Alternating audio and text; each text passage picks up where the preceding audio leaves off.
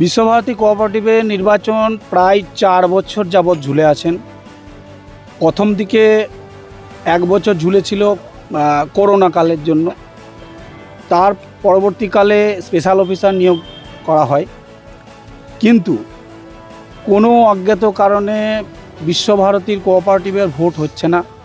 আমরা যেটা শুনেছিলাম সেটা হচ্ছে যে আমরা দেখলাম একটার পর একটা ইলেকশন হচ্ছে আর বিশ্বভারতী কোঅপারেটিভের ইলেকশন পিছিয়ে যাচ্ছে। লোকসভা, পঞ্চায়েত, বিধানসভা একটার পর একটা ইলেকশন হয়ে গেল। এইটা বিশ্বভারতী কোঅপারেটিভ নির্বাচনটা বঞ্চিত, কিন্তু পশ্চিমবাংলার সমস্ত কোঅপারেটিভেই নির্বাচন হচ্ছে।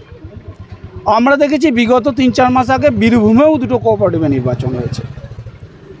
কিন্তু দুঃখের বিষয় যে বিশ্বভারতী কোঅপারেটিভ সোসাইটি আজকে বিগত 4 বছর ধরে কোনো ইলেকশন হচ্ছে না এবং কোঅপারেটিভের অচল অবস্থা। এখন 4 বছর ধরে শেয়ার হোল্ডাররা ডিভিডেন্ড পাচ্ছেন না। অন্যদিকে আমাদের যারা লোন নিয়েছে তাদের লোনের প্রিমিয়াম কাটা যাচ্ছে, লোনের কিস্তি কাটা যাচ্ছে, লোনের সুদ আমাদের বইতে হচ্ছে, কিন্তু আমাদের ডিভিডেন্ডটা যদি পেতাম আমরা সেখান থেকে লোন শোধ করতে পারতাম। তাহলে প্রচণ্ডভাবে শেয়ার হোল্ডাররা ক্ষতিগ্রস্ত হচ্ছে। কারোর কোনো হেলদোল নেই।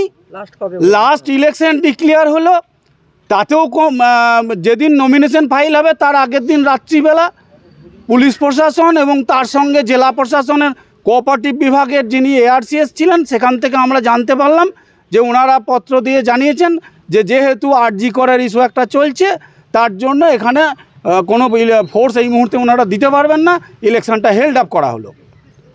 এইটা চূড়ান্ত, আমরা মনে করি চূড়ান্ত গাফিলতি।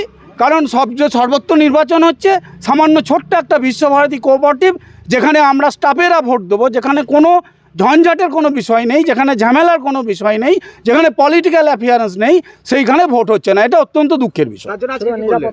তার জন্য আমরা প্রশাসনের কাছেই দ্বারস্থ হলাম।